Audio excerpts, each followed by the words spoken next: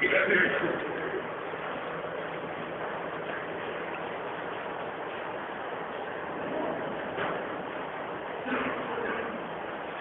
بالله من الشيطان الرجيم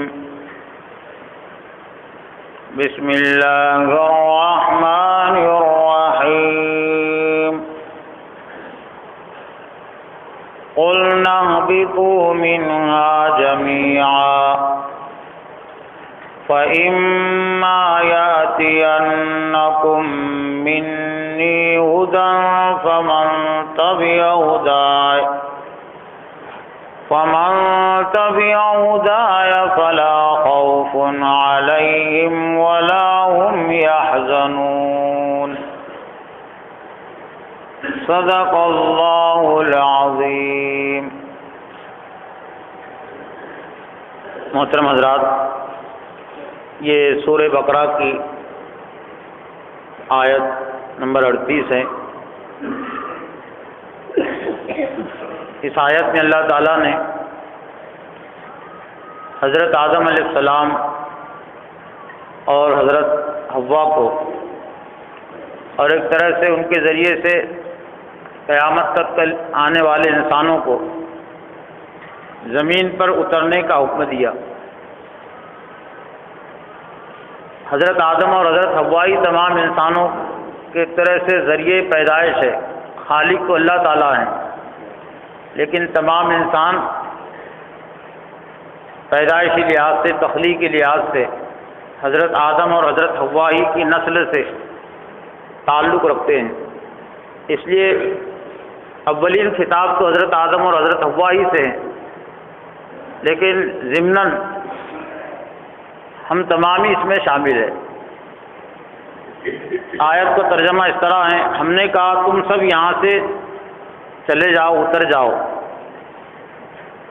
جب کبھی بھی تمہارے پاس میری ہدایت پہنچے تو اس کی تابعداری کرنے والوں پر کوئی خوف اور غم نہیں۔ جو اس ہدایت کی اتباع اور پیروی کرے گا اس پر نہ کوئی ڈر ہوگا اور نہ غم ہوگا۔ یہ آیت بہت اہم ہے، اس لحاظ سے اہم ہے کہ آپ حضرت آدم علیہ السلام ہی کے متعلق اس رکوع میں سن چکے۔ اس کی اہمیت اس آیت کو ذہن میں سامنے رکھنے سے بڑھ جاتی ہے، اور اس کو ذہن میں اور سامنے رکھے بغیر اس آیت میں جو بات کہی گئی وہ پورے طور سے سمجھ میں نہیں آ سکتی۔ اس آیت کو آپ ذہن میں رکھیں جس میں کہا گیا کہ وَعَلَّمَ آدَمَ الْأَسْمَاءَ كُلَّهَا ثُمَّ عَرَضَهُمْ عَلَى الْمَلَائِكَةِ فَقَالَ أَنبِئُونِي بِأَسْمَاءِ هَؤُلَاءِ إِن كُنتُمْ صَادِقِينَ کہ اللہ نے حضرت آدم علیہ السلام کو تمام چیزوں کا علم دے دیا، تمام چیزوں کے نام سکھلا دیے، ان کی حقیقتیں بتلا دی، ان کا تعارف پیش کر دیا، اور فرشتوں نے ان چیزوں کے علم سے متعلق اپنی لا علمی کا اظہار کیا کہ ہم نہیں جانتے۔ اسی حضرت آدم علیہ السلام سے کہا جا رہا ہے کہ میری جانب سے ہدایت آئے گی، تو جو اس ہدایت کی اتباع اور پیروی کرے گا اس پر کوئی ڈر و خوف نہیں ہوگا۔ تب اس جگہ پر ضمناً یہ تذکرہ اپنے لائے تھے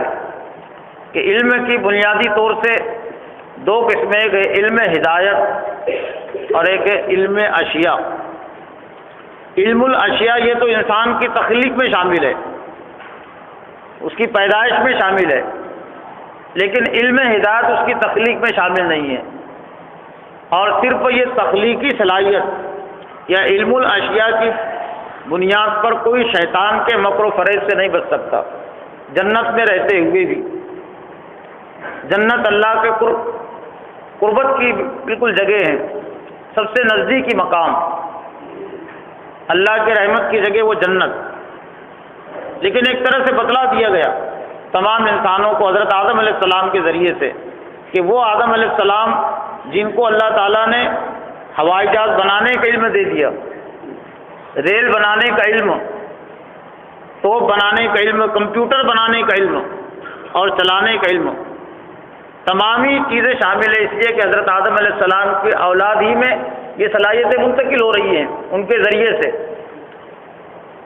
لیکن بڑی آسانی سے ابلیس نے اس علم کی قابلیت ہونے کے باوجود بہکا دیا اور کہا کہ هل ادلک علی شجرۃ الخلد وملک لا یبلی، کیا میں تمہیں ایسا درخت نہ بتلاؤں کہ اگر تم نے اس درختوں کو کھا لیا تو تم ہمیشہ ہمیشہ جنت میں رہو گے اور کبھی نکل نہیں سکو گے۔ جبکہ اللہ کا وہ بھی فرمان تھا، اللہ نے صرف آرڈر دیا تھا کہ ولا تقربا هذه الشجرۃ فتکونا من الظالمین،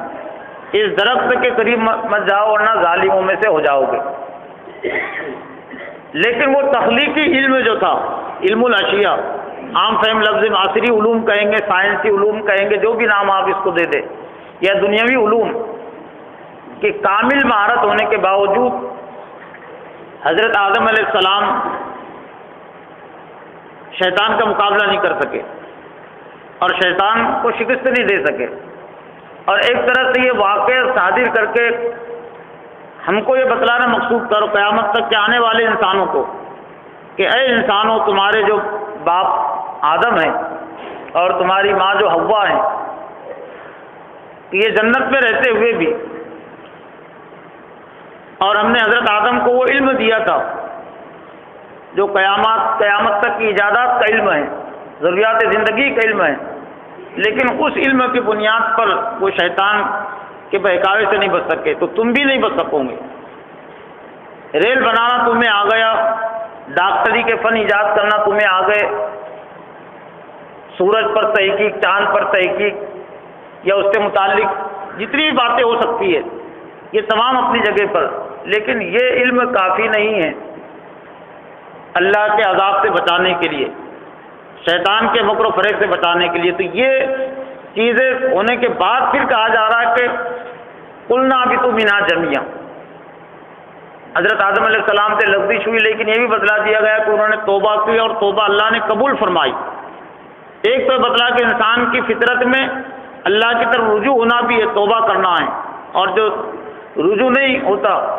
جو ہٹ درمی دکھاتا ہے، تو وہ آدمی نہیں، وہ ابلیس ہو سکتا ہے، وہ ابلیس ہی شخص ہو سکتا ہے، ابلیس سے اس کا تعلق ہو سکتا ہے، اس لیے ابلیس نے ہٹ درمی دکھائی۔ تو حضرت آدم علیہ السلام کو مجرم کے حیثیت سے یہاں نہیں بھیجا گیا، گناہ گار کی حیثیت سے نہیں، جیسا کہ کہانی کے طور پر لوگ باتیں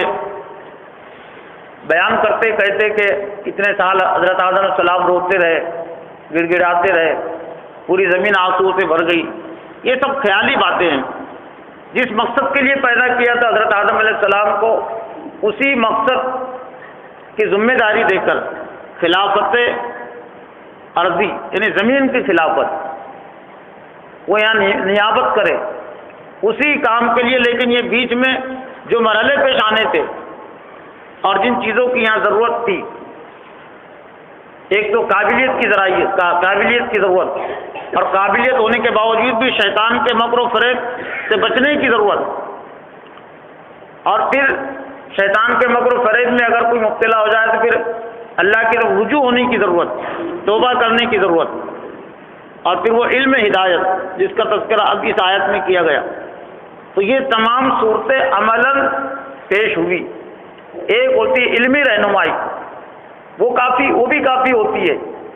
لیکن علمی رہنمائی کے ساتھ ساتھ کوئی عملی رہنمائی اور ایک نمونے کے طور پر پیش کرے تو پھر کوئی دقت پیش نہیں آتی اور کسی کے پاس کوئی عذر پیش نہیں ہوتا۔ تو علمی رہنمائی کے ساتھ ساتھ جو عملی رہنمائی درکار تھی انسان کے لیے قیامت تک کے لیے، تو وہ بھی اس رکوع میں اللہ تعالیٰ نے واضح کر دی، بیان کر دی۔ قلنا، ابھی تو ہم نے کہا کہ یہاں سے اتر جاؤ۔ جمیعہ میں حضرت آدم اور حضرت حوا سے بھی خطاب ہے، اور ضمناً کچھ مفسرین نے ابلیس پر بھی اس کا اطلاق کیا، پورے جنوں پر بھی اس کا اطلاق کیا، اس لیے کہ جن بھی مکلف مخلوق ہے، وہ بھی اگر آزاد رہیں گے، ہدایت سے محروم رہیں گے، تو ان کے لیے بھی ڈر رکھو کہ وما خلقت الجن والانس الا لیعبدون، کہ میں نے انسان اور جنوں کو اس لیے پیدا کیا جو میری بندگی کرے۔ اور قرآن مجید میں سورہ رحمان میں دونوں کو خطاب کر کے کہا فبأي آلاء ربكما تكذبان، اے انسانوں اور جنوں، تم اپنے رب کی کن کن نعمتوں کا انکار کرو گے؟ لیکن وہاں تمام جنوں کا تذکرہ اس لیے نہیں کہ ابلیس کا تذکرہ تو آ چکا، اور شاید جو چیز واضح ہو سکتی ہے، جس طرح سے حضرت آدم علیہ السلام تمام انسانوں کے ذریعے پیدائش ہے، تو شاید ابلیس بھی تمام جنوں کے ذریعے پیدائش ہو، کہ پہلے اللہ نے اس کو پیدا کیا، اسی کے ذریعے سے یا اسی کی تخلیق میں تمام جنوں کی روح رکھی اور ذریعے پیدائش وہی، جس طرح سے حضرت آدم علیہ السلام تمام انسانوں کے ذریعے پیدائش ہے، لیکن آدیوں میں جس طرح سے اللہ کے نافرمان بھی ہے، اس کے فرما بردار بھی ہے، تو ابلیس کے اولاد میں بھی اللہ کے نافرمان بھی ہے اور کچھ اللہ کے فرما بردار بھی ہے۔ فَإِمَّا يَأْتِيَنَّكُم مِّنِّي هُدًى، تو جب بھی میری جانب سے ہدایت آئے، یہ حضرت آدم علیہ السلام سے بات کہی جا رہی ہے، جب ابھی آپ آسمان پہ تھے، جنت میں تھے، اور توبہ اللہ نے قبول فرما لی تھی، لیکن زمین پر بھیجنا تھا، تو اللہ نے آرڈر سے حکم دے دیا کہ جب بھی میری جانب سے ہدایت آئے، فمن تبع ہدایا، تو جس نے میری ہدایت کی اتباع کی، پیروی کی، فلا خوف علیہم، تو اس پر کوئی ڈر نہیں ہوگا۔ ڈر کا جو تعلق ہے آئندہ اندیشے سے متعلق، خطرے سے متعلق ہوتا ہے، اور نہ کوئی غم ہوگا، اور گزشتہ جو ناکامی ہوئی یا نامرادی ہوئی ماضی میں، تو اس سے متعلق غم ہوتا ہے۔ تب گویا کہ بتلا دیا کہ جو تمہیں غم لاحق ہے کہ مجھ سے غلطی ہوئی، کہیں اور میں دوبارہ نہ پکڑا جاؤں، تو کوئی ڈر و خوف نہیں ہوگا۔ اور آئندہ تمہارے ذہن میں اگر کہ آئندہ مجھ کو شیطان اللہ کا نافرمان نہ بنا دے اور میں جنت سے ہمیشہ کے لیے محروم نہ ہو جاؤں، جنت میں اللہ نے مجھے داخل کیا تھا، وہ جنت مجھے نہ ملے، تو یہ اندیشے بھی اور زندگی گزارنے سے متعلق جتنے خطرات ہو سکتے ہیں، وہ تمام ہی خطرات سے ایک طرح سے معمون ہونے کی اور غم سے پاک و صاف ہونے کی ضمانت دے دی گئی کہ فلاں، لیکن شرط عائد کی گئی کہ فمن تبع ہدایا، جو میری ہدایت کی اتباع اور پیروی کرے گا، تو فلا خوف علیہم ولا هم يحزنون، تو اس پر کوئی ڈر و خوف نہیں ہوگا۔ اب انسان کو دیکھنے کی ضرورت ہے، کتنے انسانوں نے اس ہدایت کی اتباع اور پیروی کی، وہی ہدایت جس کا تذکرہ اللہ نے حضرت آدم علیہ السلام سے کر دیا تھا آسمان پر زمین پر بھیجنے سے پہلے، اسی ہدایت کو اللہ نے پھر حضرت آدم علیہ السلام پر صحیفوں کی صورت میں نازل کیا، اور پھر اس کے بعد قرآن مجید میں کئی بات نہیں ملتی کہ ابلیس صرف بہکانے پر قادر ہوا ہو، جنت میں بہکانے پر تو قادر ہو گیا، اور ایک دکھانا مقصود تھا کیوں قادر ہو گیا، وہ علم ہدایت ابھی نہیں دیا گیا تھا حضرت آدم علیہ السلام، اس کے لیے زمین کا انتخاب تھا، اس کے لیے زمین پر آنا تھا، اور اسی ہدایت جس کا تذکرہ اللہ نے فرما دیا تھا جب بھی میری جانب سے، تو حضرت نوح علیہ السلام پر صحیفے نازل ہوئے، حضرت داؤد علیہ السلام پر زبور نازل ہوئی، حضرت عیسیٰ علیہ السلام پر انجیل نازل ہوئی، اور حضرت موسیٰ علیہ السلام پر توریت، حضرت ابراہیم علیہ السلام پر صحیفے، اور جتنے بھی انبیاء آئے، کچھ نبیوں پر صحیفے، کچھ نبیوں پر کتابیں۔ صحیفے کہتے چھوٹی کتاب کو، پہلے انسانوں کی آبادی کم تھی، مسائل بھی کم تھے، وسائل کم تھے، تو چھوٹی چھوٹی کتابوں کی ضرورت پڑتی تھی، وہ کافی ہو جاتی تھی، لیکن قرآن مجید چونکہ آخری کتاب ہے اور آخری نبی پر نازل ہوئی، اب اس کے بعد کوئی نبی آنے والا نہیں، تو اس لیے باضابطہ اس ہدایت کو قرآن مجید کی صورت میں نازل کیا گیا، اور قرآن مجید کی جو اصل صفت ہے ہدی للناس، ہدی للمتقین، جگہ جگہ اس کا تذکرہ کیا گیا۔ ماہ رمضان کے حوالے سے قرآن مجید کی مشہور و معروف آیت 12 پڑھی جاتی، شہر رمضان الذی انزل فیہ القرآن ہدی للناس وبینات من الہدی والفرقان، سورہ بقرہ کی پہلی آیت میں کہ ذالک الکتاب لا ریب فیہ ہدی للمتقین، تو وہ ہدایت گویا کہ آج سے 1400 سال پہلے کے جو انسان تھے حضرت محمد صلی اللہ علیہ وسلم کے زمانے میں، اولین طور پر اس کے مخاطب تھے کہ انسانوں، تمہارے باپ حضرت آدم کو جو اللہ نے فرما دیا تھا کہ میری جانب سے ہدایت آئیں گی، جب بھی ہدایت آئے تو جو اس کی ہدایت کی اتباع اور پیروی کرے گا اس پر کوئی ڈر نہیں ہوگا اور کوئی غم نہیں. وہی ہدایت اب آ چکی قرآن مجید کی صورت میں, اور اب یہ ہدایت قیامت تک محفوظ رہے گی, اس لیے کہ نبوت کا دروازہ بند ہو چکا. اب انسانوں کی جو اس میں بہتری ہے اور انسانی کی جو کامیابی ہے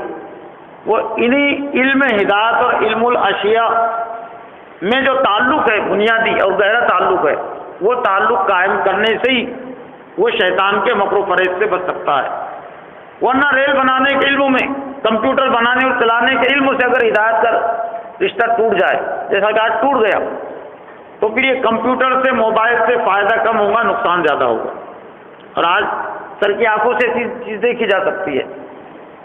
یہ میزائل بنانے سے, یہ میزائل سے فائدہ کم ہوگا, ایٹم بم سے فائدہ کم ہوگا اور نقصان زیادہ ہوگا اگر علم ہدایت سے اس کا تعلق نہ ہو. اور جب تک دنیا میں خلافت تھی تو دونوں علوم میں تعلق تھا, علم الاشیاء میں اور علم الہدایت میں. لیکن جب سے دنیا سے خلافت کا خاتمہ ہوا تو پھر علم الاشیاء والے آزاد ہو گئے, اور علم ہدایت جن کے پاس تھی وہ ایک طرح سے وہ چیزوں سے محروم ہو گئے. اور جب بھی دنیا میں یہ دو